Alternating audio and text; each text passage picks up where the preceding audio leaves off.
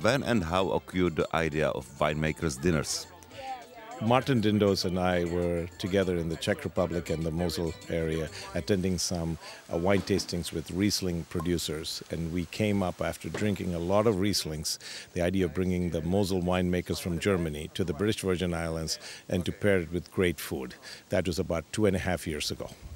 So it took 1 year to start the project because first winemaker dinners were a year ago. Right. They were a year ago in July, and it took a year to convince the winemakers from Germany that we were real, because I don't think they believed us that we wanted to fly them here to the British Virgin Islands, most of whom had never been here. And so once we convinced them, then we had to convince the chefs, and then we had to convince people to actually attend the event. Last year it was very successful. This year even more winemakers came, some of them very well known. How did you make it? Well, I think we begged. I am a good professional beggar. I asked people to come and support the event. I think really what happened is they wanted to be part of a good food and wine event, because wine at the end of the day is best with food. How did you get here such good chiefs, chiefs of the big hotels, international now? How did they come? Just for fun or what happened? Well, they had the opportunity to, for the first time, and they get invited to a lot of events around the world.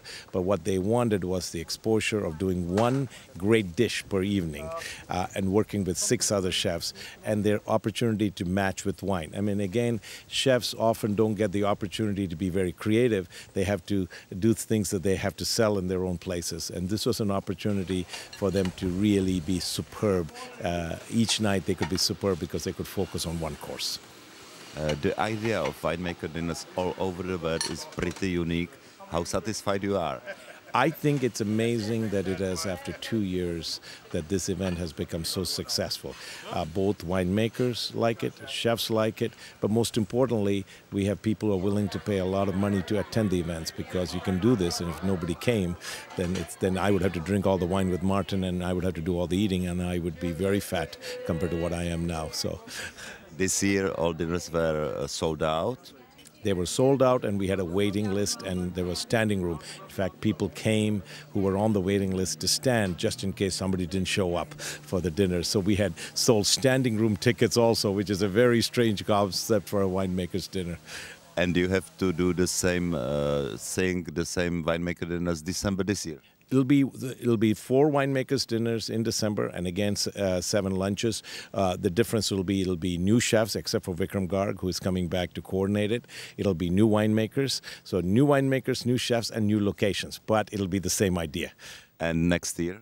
Next year, we plan to do 2 events, again, July and December. But this time, based on our experience, we're going to limit it to 5 courses, to 5 chefs and 5 winemakers. And what we found, the logistics of doing 7 courses with 7 winemakers and 7 chefs was something that required more challenges than necessary. And we think we can do a 5-course, 5-chef, 5 winemaker dinner in 5 locations, and it'll still be superb. The locations is pretty unique. There are some places where normal human being cannot get without winemakers' dinners. For example, Necker Island, yeah. Iguana. So tell us about this. Well, Necker Island has not been open to the general public for 30 years that it has been around. They normally rent now for $51,000 per night. So, and they don't rent it by night; they rent it by week. So that means $350,000 for a vacation. That's how you get to Necker. So it was a very unusual thing for Necker to open it up.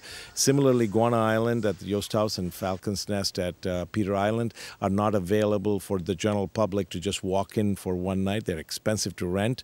And Mooney Bay has never been available for rent, for love or money. So all 4 locations that we had this year were places that normal people like you and me would never be able to attend except for the winemakers' dinners. So that's the benefit of great food, great wines, and great places to be. It is a combination. It's like a great symphony. It takes everything from violinists to bassoonists to every single person in a symphony has to participate for great music. And I call this a symphony of food and wine. Which wine you think is the best for BVI Klima? You know, I tend to be partial to Rieslings in the BVI because I think with a hot climate and low alcohol, I think Rieslings are great. But it's just like ice cream. People have different flavors. So part of these winemakers' dinners is to expose people to different wines. We had wonderful white wines from the Douro Valley in Portugal. We had remarkable wines, red wines from Italy, Spain, and Portugal, as well as California. So the truth is, we can't tell people what is the perfect wine. We, each of us kind of have our preferences. But Riesling is my favorite, but obviously people like the other wines. 4 winemakers dinners day by day. First ended 1 o'clock a.m., second 2 o'clock a.m., third 3 o'clock a.m. How to survive that? We are going to provide pajamas next year and sleeping bags so people can sleep after the dinners, and then we'll provide them breakfast. It's an endurance test. It's a marathon of food and wine. Some of your collaborators are using Alivictus to survive. Are you doing that? I am definitely taking Alivictus. Without Alivictus, I did 5 events in a row each night. I was the last person to leave every single dinner because I had to make sure all the china get moved. And then I had 7 lunches to organize each day. Without Alivictus, I would not be here. So good luck for next winemakers dinners this year and next year and next year and next year. Well, thank you very much for good luck. We are very blessed to have Martin Dindos and OHMS and Alivictus be a founding sponsor along with Nail Bay, and we thank the BVI Tourist Board for being the presenting sponsors. What the tourist board saying about this unique thing? How they are satisfied? I think they're very surprised to see people come from 13 different countries, from Korea to Brazil to India to United Kingdom and Portugal to come to the event. So they succeeded in attracting guests. We also had 23 members of the media, including yourselves, and all of means that the British Virgin Islands will get featured in different places, and hopefully it'll bring not only the same people back, but new people to the British Virgin Islands. You can see this success. First winemaker dinners had 4 journalists just from Czech Republic.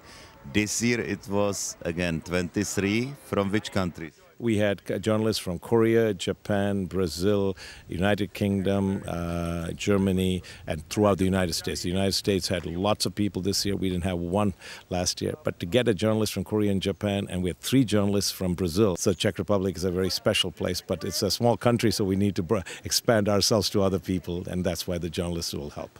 So the chance is this will be unique action, worldwide known, pretty unique, rich people or people which love food and wine and get some money to go will come here, yeah?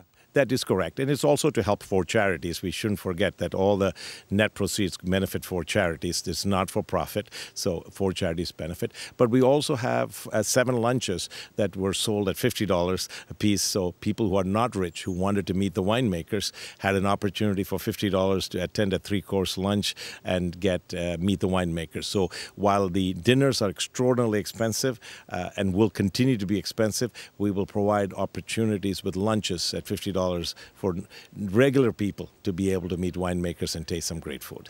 That's great. That means not only for very rich people, but it's open for all people which are interested in food, wine, BVI.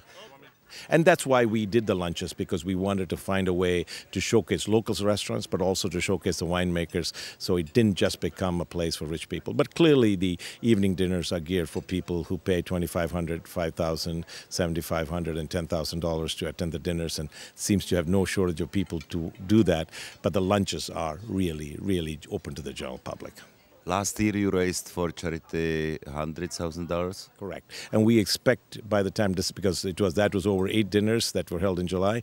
By the time December rolls out, which will be the combination of dinners, we fully expect to exceed last year's goal. But most importantly, I think the quality of the food and the wine and the great experience of the locations were far superior. So we will raise more money, but also the great experience of the people. Congratulations. Thank you so much.